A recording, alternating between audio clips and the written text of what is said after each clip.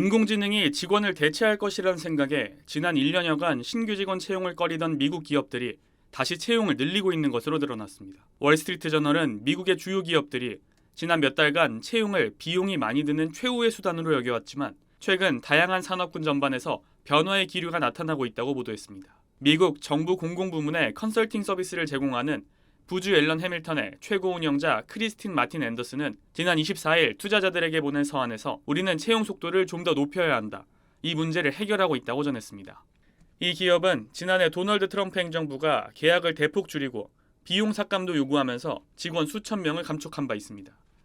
지난 6월 말 현재 직원 수는 약 3만 900명으로 1년 전보다 7.5% 감소했는데 지금은 국가 안보 분야, 특히 보안 허가가 필요한 인력 수요가 증가하고 있어 추가 채용이 불가피하다는 분석입니다.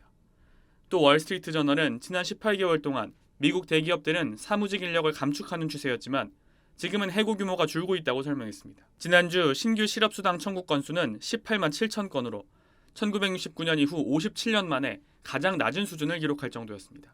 인사관리 플랫폼 레티스의 사라 프랭클린 최고 경영자는 AI의 역할에 대한 고용주들의 인식이 바뀌고 있다고 말했습니다. 여러 기업이 AI가 공백을 메울 수 있을 거란 생각에 신입사원 채용을 중단했지만 이제는 AI와 함께 일할 인력이 필요하다는 사실을 깨달았다는 겁니다. 프랭클린 CEO는 코딩 AI가 있다고 해서 엔지니어를 채용하지 않는 건 아니다라며 AI 도구를 사용하는 기업에도 관련 사원이 필요하다고 했습니다. 레티스는 현재 수천 개의 고객사 중 상당수가 신입사원 채용을 포함해 여러 직책의 채용을 제기했다고 밝혔습니다. SBS 김태원입니다. 미국 기업들 사이에서 AI 부메랑이라고 불리는 현상이 벌어지고 있습니다. 인공지능이 직원들을 대체할 수 있을 거라고 믿고 해고했다가 실제로는 일이 엉뚱하게 꼬이자 같은 직종의 사람들을 다시 채용하는 현상이 벌어지고 있는 겁니다. 채용회사 로버트 하프 조사 결과 기업 채용 담당자의 32%가 AI로 사람을 해고했던 직종에서 다시 직원을 뽑았거나 뽑고 있다고 답했습니다. They're actually bringing employees back into the organization to basically be able to handle the workload that they thought AI was going to be able to replace. AI 컨설팅 회사인 포레스터는 AI를 이유로 직원을 해고했던 경영자 중에 55%가 결정을 후회하고 있다는 조사 결과를 내놨습니다. 컨설팅 회사 가트너는 고객 서비스와 운영 부문에서 해고를 진행했던 회사들 50%가 2027년까지 다시 원래 수준으로 사람을 쓰게 될 것이라고 전망했습니다. 이렇게 된 이유는 우선 기업들이 인공지능이 사람을 완전히 대체할 수 있을 거라고 믿었지만 기업의 문화나 비공식적인 업무 관행을 이해하지 못해서 결국 고객 불만으로 이어지는 걸로 분석됐습니다. The communication, the judgment, the oversight, the institutional knowledge that employees have, that the technology up to this point is just not being able to kind of replace all of that. 또 인공지능을 유지, 보수하고 감독하는데도 적지 않은 비용이 들어간다는 사실이 뒤늦게 부각되고 있습니다.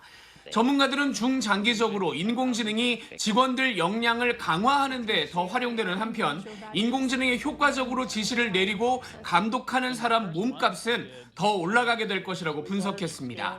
뉴욕에서 SBS 김범주입니다.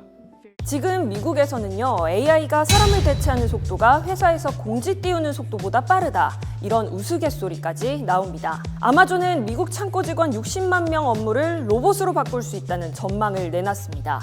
2030년대 초까지 아예 시점까지 제시했습니다. 메타, 월마트, 유튜브 이런 대기업들도 AI 도입 전후로 수만 명 단위 감축을 이미 진행했습니다.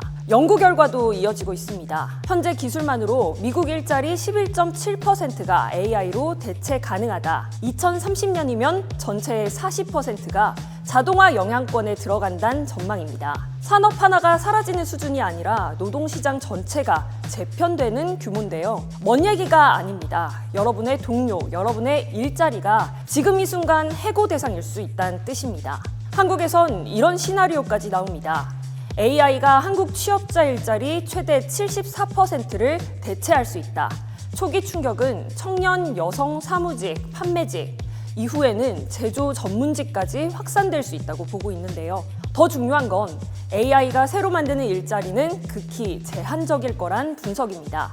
이런 상황에서 나온 해법이 하나 있습니다. 바로 일 안 해도 먹고 살 수 있는 세상, 기본소득 구상입니다. 테슬라 CEO 일론 머스크는 10에서 20년 안에 일은 선택이 될 거라고 말합니다. AI가 생산을 하고 초과 이익을 사람들에게 나눠주면 된다는 거죠.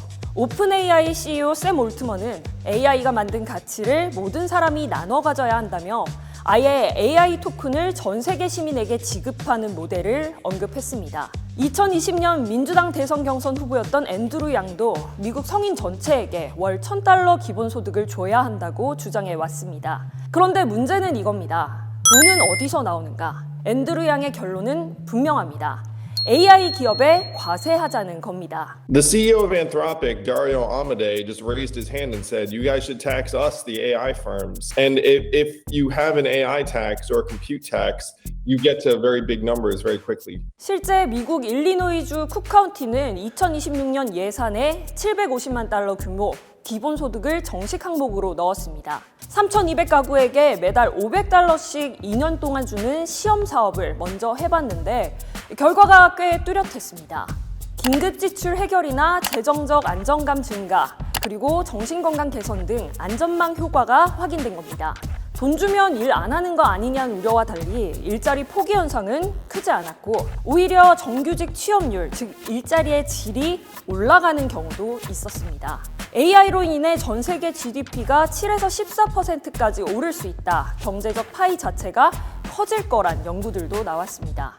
하지만 반대 의견도 거셉니다.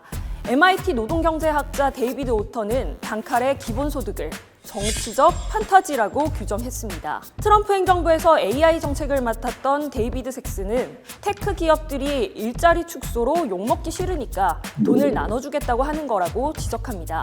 게다가 AI 붐 이익은 거의 빅테크 몇 곳에만 집중되어 있고 대부분 기업은 오히려 이익 전망이 떨어지고 있다는 분석도 있습니다.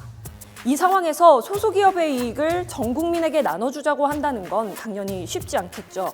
결정적으로 완전 자동화 시점도 먼 이야기일 수 있습니다. AI 기술은 싸지지만 로봇은 지금도 여전히 비싸고 느립니다.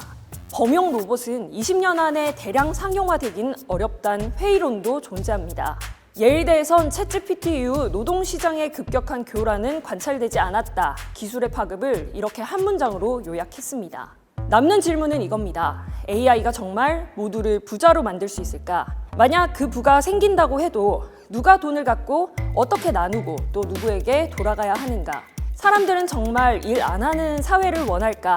이건 기술 문제가 아니라 정치, 윤리, 사회 구조의 문제로 넘어가게 됩니다.